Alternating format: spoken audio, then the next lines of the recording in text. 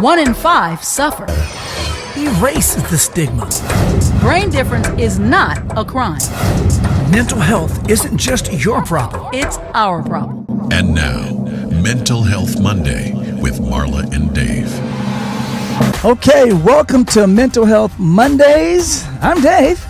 Oh, and I'm Marla. But you know what? I have to do this up front and say thank you to my mom who has created a mask accessory and also helping mental health. So mask for mental health, but it's pretty cool, right? She made a custom mask and it's inscribed on the front is Loving Beyond Reason, which is our foundation. Today's show is brought to you by NAMI San Fernando Valley and Loving Beyond Reason. As a matter of fact, you can buy one of those lovely masks that you saw Marla modeling for us right there at lovingbeyondreason.org. Today, our guest will be the one and only Leah Messer. Over the years, fans have watched Leah Messer go through a series of ups and downs on 16 and Pregnant and Teen Mom 2, a brand new memoir titled Hope, Grace, and Faith, writing about her childhood and experiences with abuse and also her relationships and launched into fame. The 27-year-old celebrity covers her entire journey. She has said that the voice of vulnerability and passion that she put into this memoir is what made all of the sweat, tears, and fears well worth it.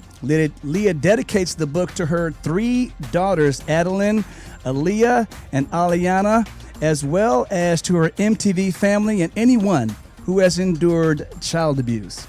You know, It's interesting because I got to know Leah on a very personal level when we ended up on a family vacation together in Hawaii. Yes, fun times. And, the thing that's interesting to me is, God has no shortage of tricks in the bag as far as his tapestry as to when you collide with people. And because of that intimate time, I was pleasantly not even just surprised, but welcomed my time with Leah and finding out this story. And just her journey is amazing. Her light is big. And I'm glad she's using her voice. And we'll be right back with Leah Messer. Hey guys, listen up. Learn something. All right, we're back that quickly. Welcome, Leah, to Mental Health Monday. How are you? How are you guys? Doing great. Before we go any further, because we have to acknowledge where we are right now, just in the times that we're living in. And I know we spoke briefly, Leah, when I requested that you join us on the show. And by the way, I felt like there was no better guest for our inaugural show, which you are, our first for we're launching this program. And I literally told Dave, her story is so clear and your voice needs to be heard on a global scale because you really are an influence for survival and change. And that's amazing, especially with all that you've been through. So I just wanted to say thank you, and I recognize that and just celebrate you and your story. But we are in perilous times. What do you think about where we are right now? I worry about the suicide rates and a lot of others' mental health in these times. I know I've been able to know what works best for me, but I'm so glad that you have this platform to also reach so many others that maybe are struggling with mental health right now. Absolutely. One of the things that I would like to touch on right quick before we delve more into the book and your story. Have you been involved in any of the protesting or marching or anything like that? I have made donations. I haven't been able to get out and actually protest just with the pandemic going on and Allie having muscular dystrophy, but I've definitely using all of my social media platforms to stand in solidarity with all of Black Americans. And Absolutely. Much appreciated. Yes, for sure. So Leah, you mentioned something and with your story and just your battle and finding your balance with mental health or with everything that you've been through. And you just mentioned, which is true, suicide. What would be 3 things right now when times are tough that you consider to be coping skills, even one, like one thing that you think that of, and let me say this first. If you are contemplating suicide, please call hotlines and get professional help. Absolutely. So I don't want what you say to be, misconstrued as coming from a therapist, but from your own experience of coping with a lot of issues, what would you say are some of the things that you do to get through? I do yoga, getting out in nature. We love to dance, shaking it off, meditating. I do a lot of, I love to read and learn about other ways that I can navigate and lift myself up, For sure. Go ahead, Dave. No, I'm Well, yeah, because what I'm saying is that, and I think that one of the ways I want to take this conversation is in being so young, having the fame and attention that you've had, we talk a lot in mental health about stress. And I want to really highlight the fact, or let you explain the fact, that people see TV as success. Let's talk about what that pressure is like and how that actually lends towards mental health decline. Or I know that, you struggled and got into a prescription drug situation and had to overcome that. Mm-hmm. So honestly, going into the TV entertainment, I had no idea with the TV show what I was actually getting myself into. And getting all the feedback from the fans was devastating for me. It affected me emotionally. It affected me mentally. It was just really hard because I was so young. I was 17. I had no idea what was about to come. No, nothing at all. Nothing. No one prepared you. They just threw you out there to the wolves. Well, actually, before we get any more into the television side of your life, why don't you take us back for anyone watching or listening who is obviously living under a rock and doesn't know as much about your story as we would like them to do. Give us the brief history. Bring us up to speed. Okay. So about where things started for you. With the show? Actually, yes, with the show. Okay. So I became pregnant at 17 with twins. One had a rare form of muscular dystrophy and the other perfectly healthy. And throughout the years, I ended up finding myself in one codependent relationship after another. I was looking for love in all the wrong places when the love resided within myself. I just had to find it. Yeah. And I became remarried for the second time and had another little girl, and they botched my spinal tap. I became addicted to the medications that they started prescribing me. Wait, go back. Are you saying that they botched the spinal tap so that the drugs that would actually keep you from dealing with the pain? They botched the spinal tap as a result of the pregnancy. Okay. Like when am I correct? It was a delivery? They injected me too many times, and it created spinal fluid leaking. Got it. Mm-hmm. So I had her, became addicted to the pain medication. And honestly, even as an addict, I didn't realize how far it had gone until I watched it play out on TV.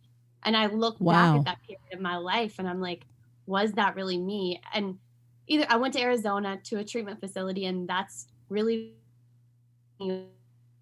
becoming a better version of myself and unlearning a lot of the things that I was taught even in my childhood and going through the child abuse that I did. Wow. So when you say that you didn't recognize the person that you were, and especially when you were dealing with the opioid pain medicine that they had prescribed you, as you had a chance to go back and look at it, how would you describe the difference between the Leah before drugs and Leah after or on the drugs?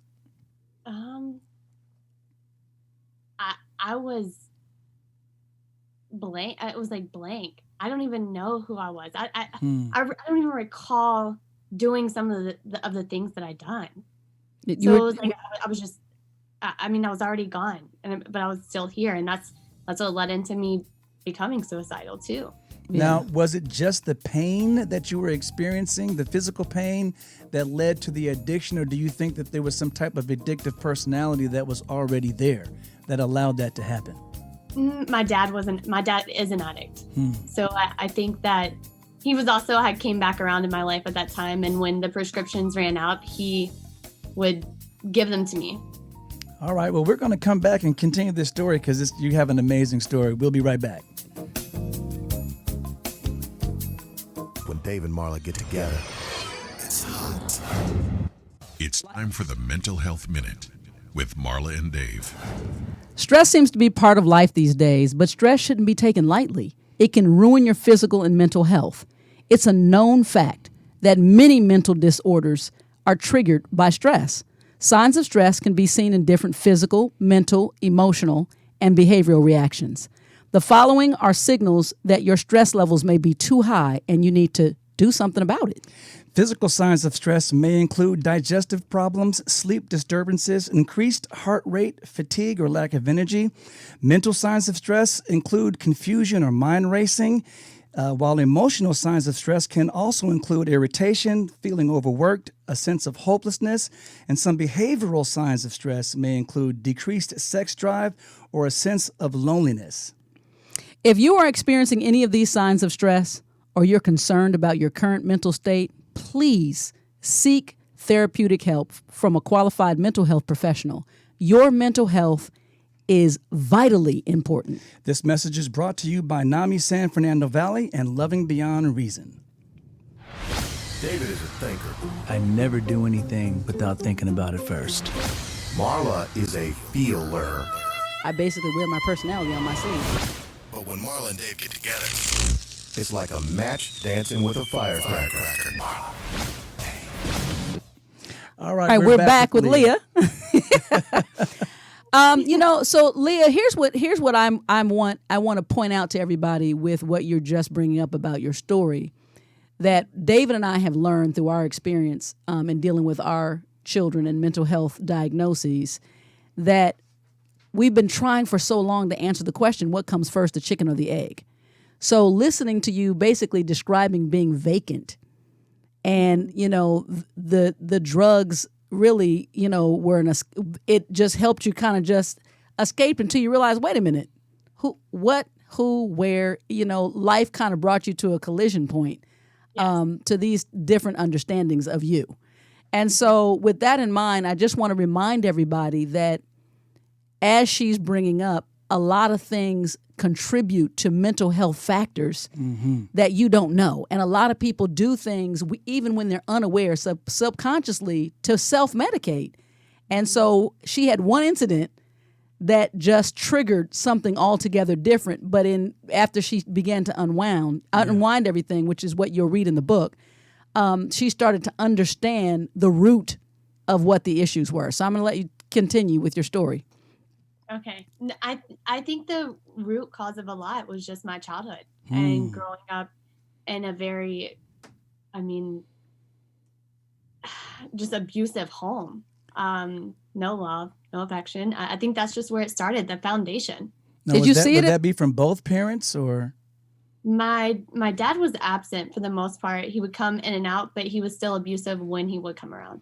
Because he was an addict. He was on drugs. And in reading, because I did, read a lot of the book, in reading, your mother had a history with abuse. So in other words, this seemed like a cycle. It's a cycle. Wow. Exactly. This was a cycle. And so did you recognize at any point, did that feel normal? That's the question I want to ask. Did you? Yes. Okay. Yes. It felt normal up until I hit rock bottom, and I was like, I have got to reevaluate my life. Something is not working, and that's when I started. I started journaling when I went to the treatment facility in Arizona. And so explain that rock bottom moment and how you got there. I was just driving down the road, and I had became completely suicidal. Had no idea of my worth. And realized that my girls needed me.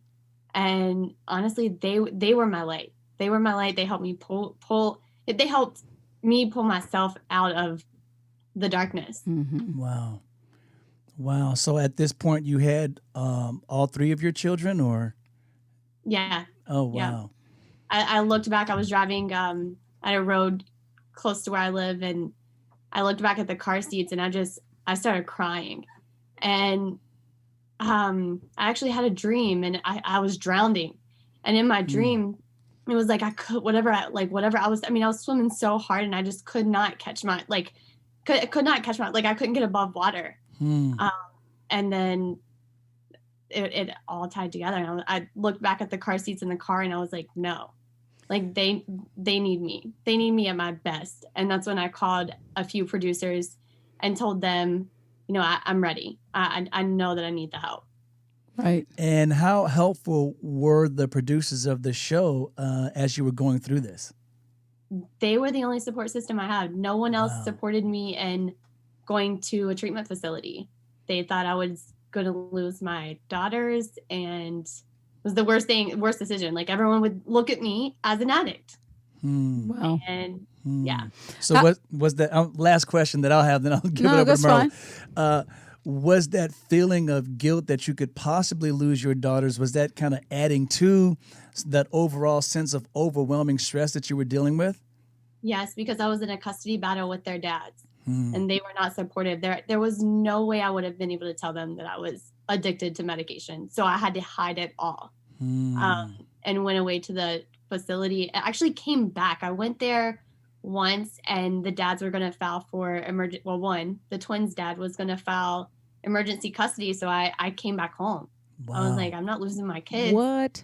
Ultimately had to make that decision. Like, my kids deserve me at my best. And I don't see how in the world, me being where I'm at in my life is going to benefit them. And I'm going to be able to be that role model and give them a better foundation than I had. Well, the light and the relationship you had with your girls brought you to the surface. But what was there? Did you have a lot of stress? Even was any part of that decision tough because you had to consider the other people around you as well, who may be fame addicted or feel like you are our ticket out as well? So did you feel any external pressure from family and circumstance as well to continue on with your reality career and not get help? I don't know about the reality career, just not getting help. It was more or less like, you're going to lose your kids. They didn't care about the show. Okay. Wow. Well, the beautiful thing about everything that you're saying is that your thoughts about your children, your daughters, your lovely daughters, were the main anchor that kept you grounded and kept you from actually sinking down into that vision of drowning in that ocean of overwhelming despair that you described. And we're going to continue with a lot more of your story. Again, the book is Hope, Faith, and Grace. Am I correct? Do I always Faith. Hope, Grace, Faith. I flubbed them all up. But here's right before I go, I have to say this. I follow because once I met, and I'm a follower, and I want you to know that her daughters are tough, beautiful little cookies. For sure. Yes. I love it. The adventure spirit in those girls, I watch just so I'm like hilarious. Like, I got this. Get off me. Well, they have a tough and beautiful mom, so we know exactly where they get it from. For sure. We'll stay tuned. We'll be right back. Known and respected throughout the world. All right, it's time for the mental health poll question. And the poll question this week is, what percentage of young people suffer from some form of diagnosable mental illness? Your options are 5%, 20%, or 30%. Leah, what do you think that answer might be? What would you 30%. Say? 30%?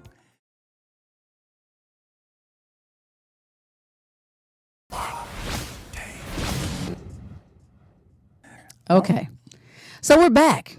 So Leah, I think that you being a young lady, you being in the spotlight, your message is massive.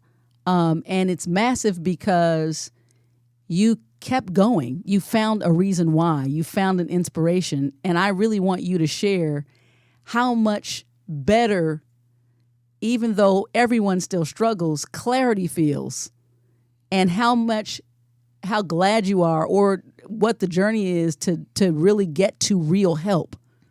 So you've lived both lives, and one seems glamorous and fun, but led to, really heavy, dark places, and now you're here.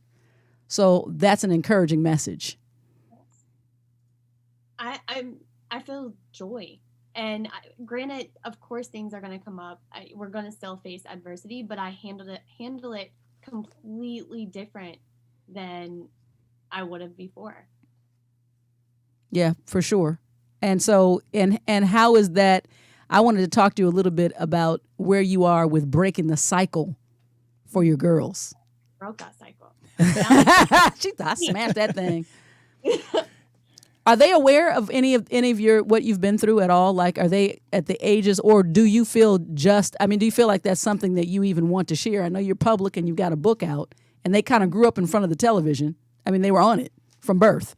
Yeah, I am open with the 10-year-olds. I am, because they're 10 now, I am extremely open with them about addiction, mental health, anxiety.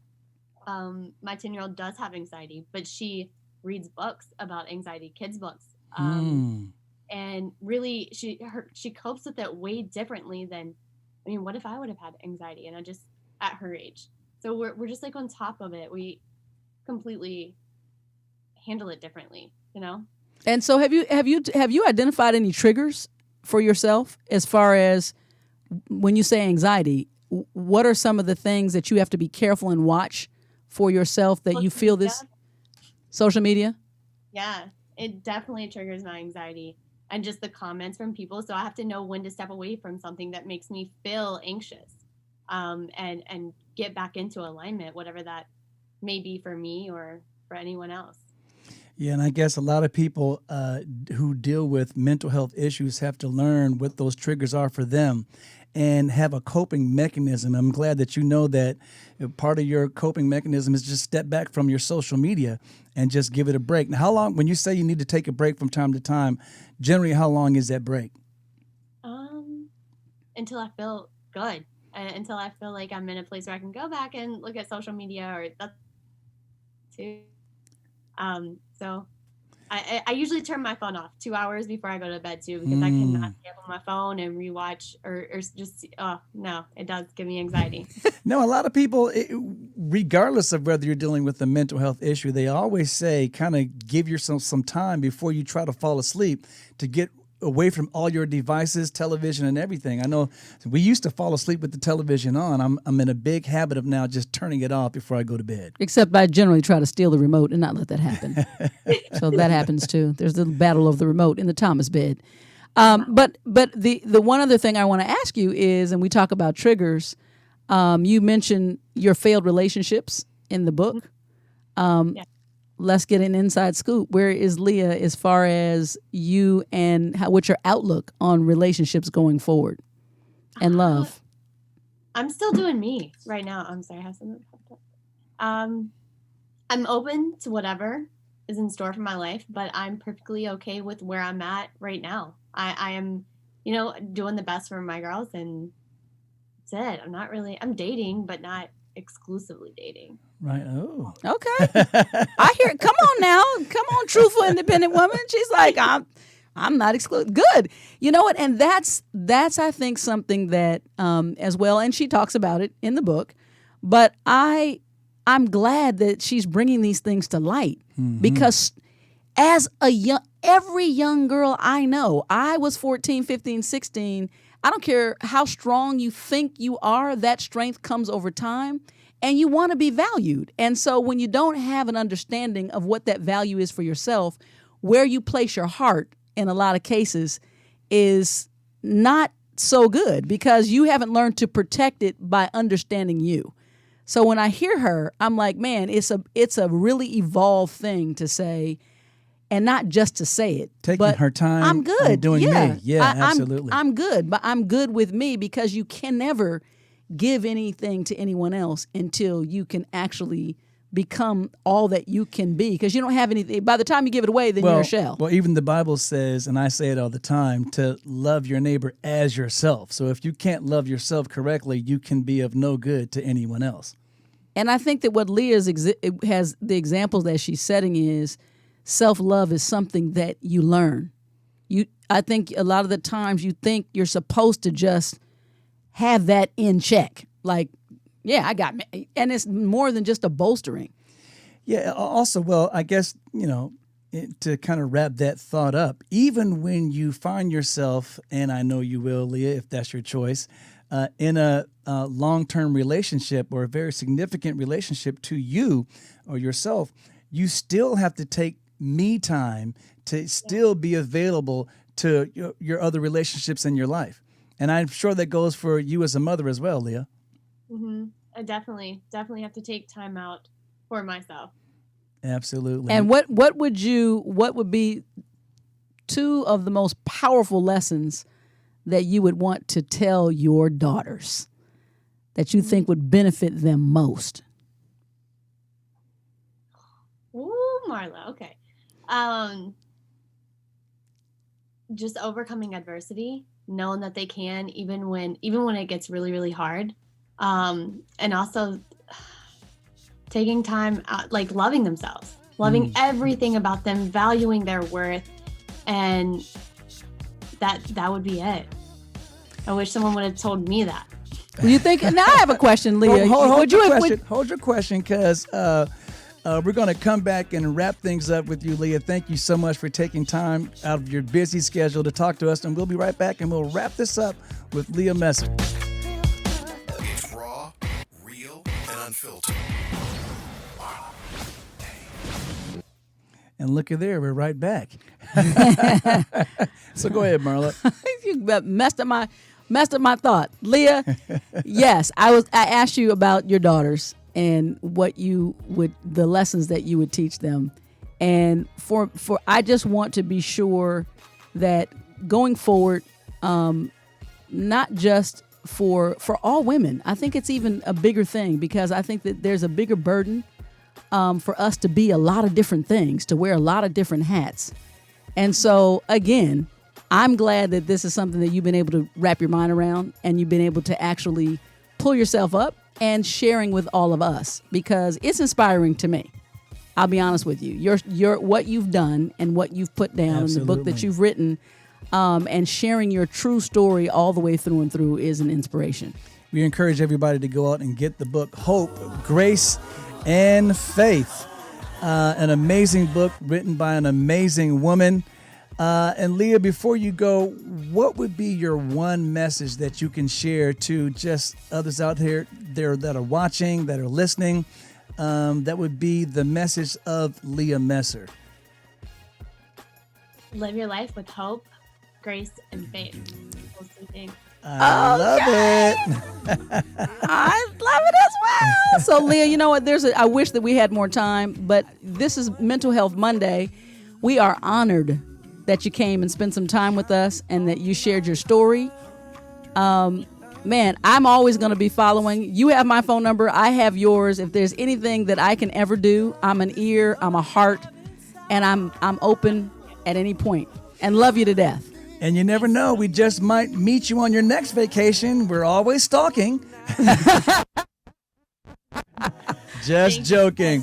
And we'll be keeping up with the girls as well, because I expect great things, because their mom is on a great journey and a great path. We've been talking with Leah Messer. Leah, thank you for joining us today. And this has been Mental Health Mondays with Marla and Dave. And we will see you guys next week.